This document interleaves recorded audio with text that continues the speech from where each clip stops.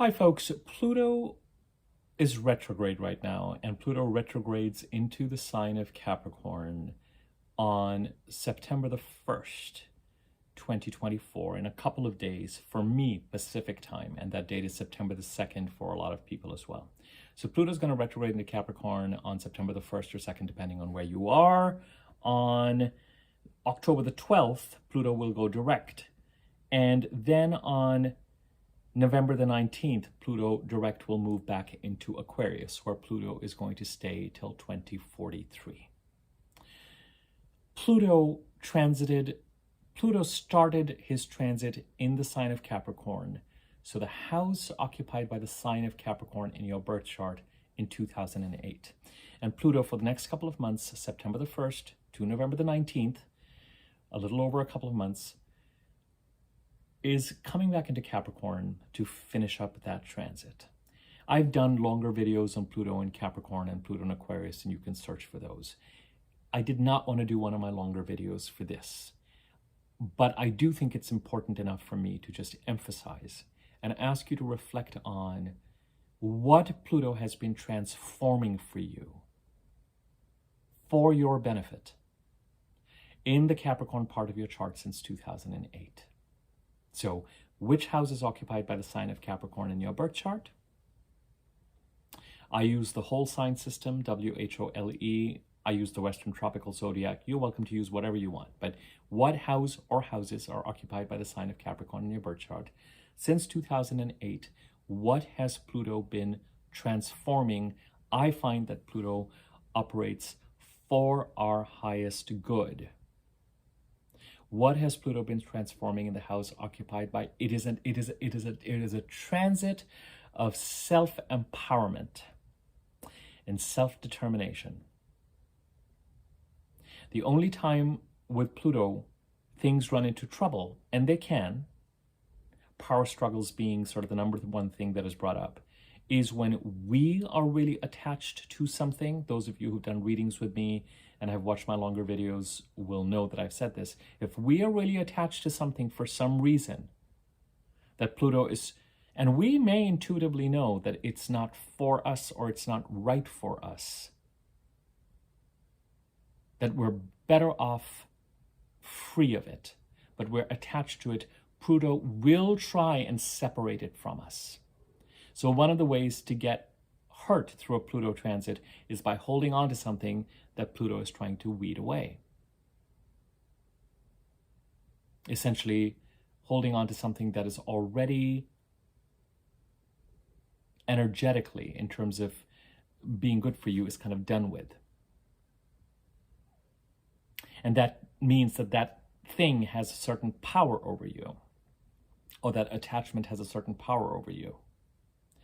The other way in which a Pluto transit can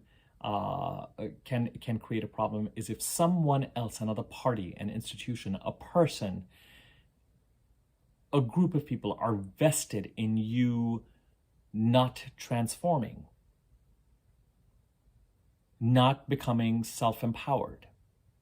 Now, sometimes this can be deliberate villainy, or someone is, an enemy or something, or is deliberately trying to hurt us or be hurtful to us, and there's actually a harmful or a negative intent behind it. Sometimes it's just that who we attracted and who we contracted with and who we were prior to a Pluto transit and who we are becoming gradually during a long Pluto transit are two different people. And so sometimes it's just by virtue of realizing that who we're becoming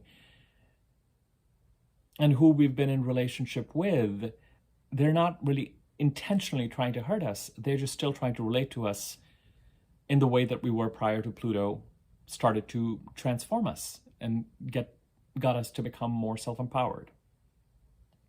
So, which house is occupied by Capricorn in your chart? What has been transforming for our highest good in a way that is self-empowering, in a way that guarantees or tries to guarantee or tries to return us to ourselves, our healthy selves, physically, mentally, emotionally, to do what's right for us, what feels right for us, to go after what is right for us and what feels right for us in an empowered sense, answering to what is actually in our core before we got separated from ourselves, as we often do in some part of our life or parts of our life during childhood. So which house is occupied by Capricorn? What has been transforming since 2008? And most importantly, what needs to be finished up over the next 2.5 months from September 1st, 2nd to November the 18th, 2024 to help Pluto complete and make its transit through the Capricorn part of your chart successful? What I's need to be dotted, what T's need to be crossed. It's very likely that it is brewing for you right now. And it is very likely that if you reflect on what these transformations have been, you'll have a sense of, oh, right, I get to complete this. I get to move in this direction. I finally get to incorporate these habits. The choice is yours. Where Pluto might become tricky is that if you don't fully, because change can be hard and adopting new habits can be hard, and you may have made progress up to a certain point, or if Pluto is trying to complete a transformation and you are resisting it in some way and not completely getting with the program, Pluto can zap you with something that'll force you to complete the transit. So if Pluto's going over your 6th house, and since 2008 you have been gradually working on and reforming and your outlook towards both your job but also your self-care, your health, your diet, your routine, the right movement for you, etc., has been transforming, but you know that there are certain things you need to just kind of finally adopt and put into place. If you do it, wonderful.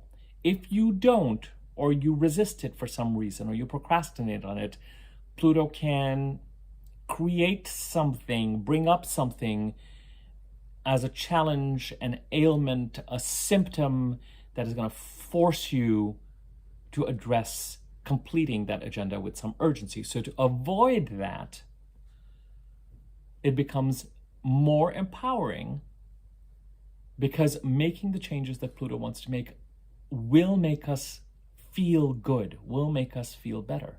So how have we been systematically empowered, or since 2008, by Pluto in the house occupied by Capricorn in our chart?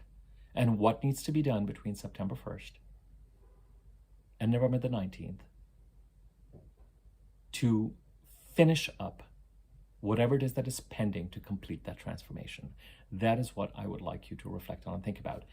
And that is why this sort of deserves to be a short as opposed to kind of a longer video. If you want longer videos on Pluto's transit through Capricorn or Aquarius or stuff like that, you can search under my name and search for those transits. So look at my list of videos and kind of go there and take a look at that. Okay. The new moon in Virgo video is out. I posted that yesterday, and that's a longer video, so you can search for that under my regular videos as well. All right, thank you. Take care.